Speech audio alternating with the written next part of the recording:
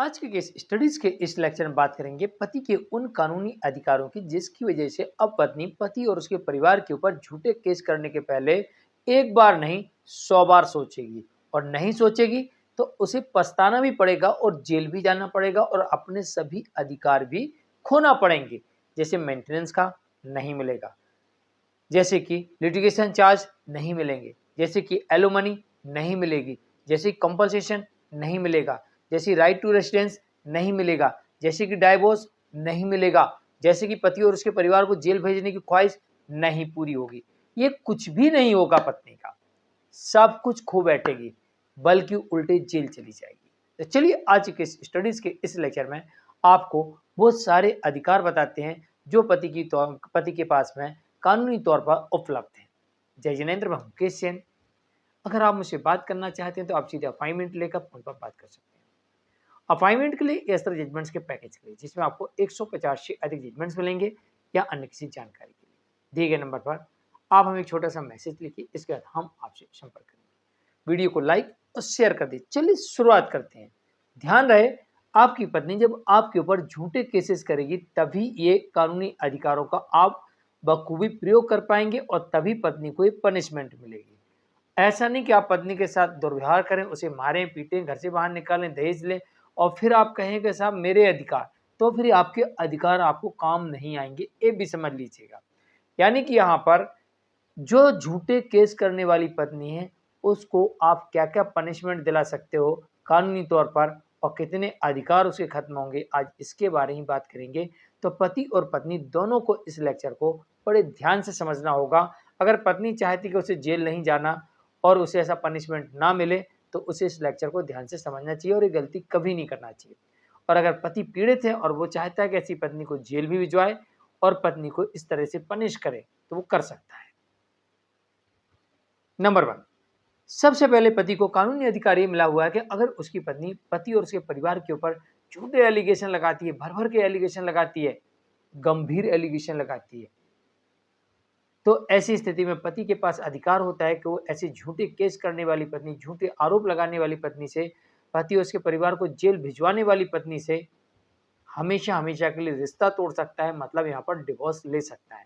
तो वो कोई भी केस में ये साबित कर दे कि उसकी पत्नी ने झूठे केस किए और डाइवोर्स का केस फाइल कर दे या डायरेक्ट डाइवोर्स का केस फाइल कर दे और फिर उसमें साबित कर दे कि पत्नी ने सारे के सारे एलिगेशन झूठे लगाए, तो ऐसी स्थिति में ये माना जाएगा कि पत्नी पति के प्रति, परिवार वालों के प्रति मेंटल क्रूरल्टी कर रही है और बिना किसी कारण के अलग रह रही है।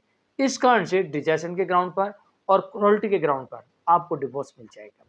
और ये साबित करना बड़ा आसान है कि पत्नी झूठे आरोप लगा रही है, बस थोड़ा सा आपको यहाँ ट्रिक लगाना पड़ता है और साबित हो जाता है। पति के पास में दूसरा अधिकार है, अगर पत्नी कमा रही है तो उसकी इनकम को कोर्ट के सामने साबित कर दे, मेंटेनेंस नहीं देना पड़ेगा। अगर पत्नी थोड़ा भी कमा रही हो, पति बेरोजगार है, तो फिर उसे मेंटेनेंस नहीं देना पड़ेगा। और अगर पत्नी कमा रही है और पति बेरोजगार है और इस कारण से छोड़ा है कि मैं तो कमाने लगी, तो किस काम का। आजकल बहुत सारे ऐसे केसेस देखने को मिल गए कि जहां पर पत्नी की जॉब लगी और पति को छोड़ दिया, केस कर दिए, उसकी कोई छोटी मोटी नौकरी धंधा था वो भी बंद हो गया। तो ऐसे पतियों को घबराने की जरूरत नहीं है। ऐसे पतियों को ऐसी पत्नी से मेंटेनेंस लेने की आवश्यकता है और वो ऐसी पत्नी से मेंटेनेंस ले सकती है क्योंकि पति बेरोजगार है और पत्नी कमा रही है। तो आप चिंता क्यों करते हैं? जिसने आपको धोखा दिया है, आपके ऊपर झूठे एलिगेशंस लगाए हैं, आप उससे ही मेंटेनेंस ले लीजिए क्योंकि हम तो बेरोजगार हैं। इसके अलावा अगर आपकी पत्नी एडल्ट्री में है या रीमैरिज कर चुकी है तो फिर इन परिस्थितियों में आपको एक पैसा भी नहीं देना पड़ेगा और सारे अधिकार पत्नी के खत्म हो जाएंगे। बस आपको कोर्ट के समक्ष इनकी अडल्ट्री का प्रूफ, रीमैरिज का प्रूफ, कोई षड्यंत्र रचा हो उसका प्रूफ या फिर इनकी इनकम हो इसका प्रूफ अगर कोर्ट के सामने लाते हैं तो फिर आपको मेंटेनेंस नहीं देने पड़ेंगे। फिर अडल्ट्री वाले और रीमैरिज और षड्यंत्र वाले मामले में तो आपको कंपल्सेशन भी नहीं देना पड़ेगा, लिटिगेशन चार्ज भी नहीं देना पड़ेगा, यानी केस लड़ने का खर्चा, एलोमनी भी नहीं देना पड़ेगी, क्योंकि कानून ये कहता है कि जहां पर पत्नी जारता की स्थिति में है वहां को कुछ नहीं देना। तो अडल्ट्री में रहने वाली, रीमैरिज करने वाली पत्नी जड़ता की स्थिति में या कोई षड्यंत्र करने वाली, तो ऐसी षड्यंत्रकारी पत्नी को भी सारे अधिकार को रद्द कर सकती है और कुछ नहीं देगी। पति के पास में तीसरा अधिकार है कि ऐसी पत्नियां भी देखी गई हैं जो पूरी तरह से दबंगई दिखाती है, अपने आप को महारथी यानी महाबली समझती है। पति के ऊपर मारना, परिवार वालों के साथ मारना, कभी-कभी तो इनकी हत्या तक कर देना।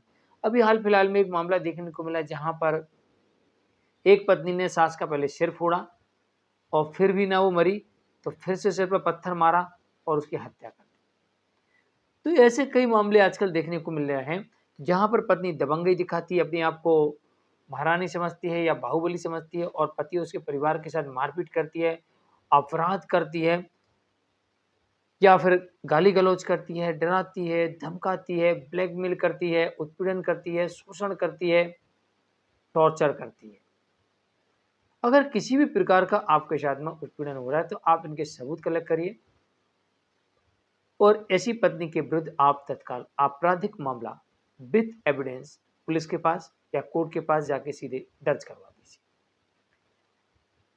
ध्यान रहे यहां पर आपको सबूतों के साथ जाना है। जितने भी आपके पास सबूत हो उन सबूतों की एक कॉपी तत्काल में आप पुलिस को या कोर्ट को दे सकते हैं और फिर उसके बाद सारे सबूत आपको कोर्ट में रख देने हैं ताकि आपका जो ओरिजिनल डेटा है वो कहीं ना कहीं किसी प्रकार का उसको क्षति ना पहुंचे, डिस्ट्रॉय ना हो जाए। क्योंकि आज का इलेक्ट्रॉनिक एविडेंस होते हैं और इलेक्ट्रॉनिक एविडेंस कुछ विषम परिस्थितियों में खराब हो सकते हैं, कुछ विषम परिस्थितियों में। तो इसलिए उसकी एक कॉपी आप जरूर संभाल के रखें ताकि अगर वो डेटा खराब हो जाए तो आप उसकी ओरिजिनल कॉपी कोर्ट को सबमिट कर सकें। वैसे खराब होने के चांसेस कम होते हैं, लेकिन जब भी आप दें तो अच्छी पैकिंग करके दें, व्यवस्थित तरीके से दें और एक कॉपी अपने पास अवश्य रखें। हो सके तो ओरिजिनल कॉपी अपने पास रखें और जब आवश्यकता हो कोर्ट को तभी ओरिजिनल कॉपी दें या फिर उसकी एक कॉपी अपने पास रखें, ओरिजिनल आप कोर्ट में जमा कर दें। तो सारे सबूतों के साथ आप यहाँ पर कोर्ट में जा सकते हैं और ऐसी पत्नी साथ साथ पत्नी के जो लोग इसमें सहयोगी हैं, जो सहयोग कर रहे हैं, जो उकसा रहे हैं उसे, जो ऐसा करने के लिए कह रहे हैं या आके आपके साथ आपके घर में इस तरीके का उत्पीड़न शोषण करते हैं या फिर आप उनके घर जाते हैं वहां पर आपके साथ ऐसा करते हैं, तो फिर आप उनको भी इस केस में पार्टी बना सकते हैं और उन्हें भी दंडित करवा सकते हैं। साथ ही ऐसा कोई उत्पीड़न हो जिससे आपको मानसिक क्षति पहुंची हो, आर्थिक क्षति पहुंची हो, तो ऐसी स्थिति में भी आप इनके ऊपर मानहानि का केस करके कॉम्पनसेशन भी डिमांड कर सकते हैं। तो ध्यान रहे, अगर आपकी पत्नी आपके साथ किसी प्रकार का शोषण कर रही थी, उत्पीड़न कर रही थी, तो ये या झूठे केस कर रही थी, तो ये सारे कानूनी अधिकार पति के पास प्राप्त हैं। तो पत्नी को इस बात का विशेष ध्यान रखना है कि उसको ऐसी गलती नहीं करनी और अगर ऐसी गलती कर चुकी है तो एकमात्र रास्ता है आपसी समझौते से बाहर निकलना। ये सबसे अच्छा तरीका है। मैं मुकेश जैन, आज के लिए इतना ही। इस लेक्चर को बनाने का उद्देश्य है कि अगर पत्नी झूठे केस करे तो उसे किस तरीके से पनिशमेंट मिल सकती है और पति के ऊपर झूठे केस हैं तो वो पति किस तरीके से अपना बचाव कर सकता है। नमस्कार।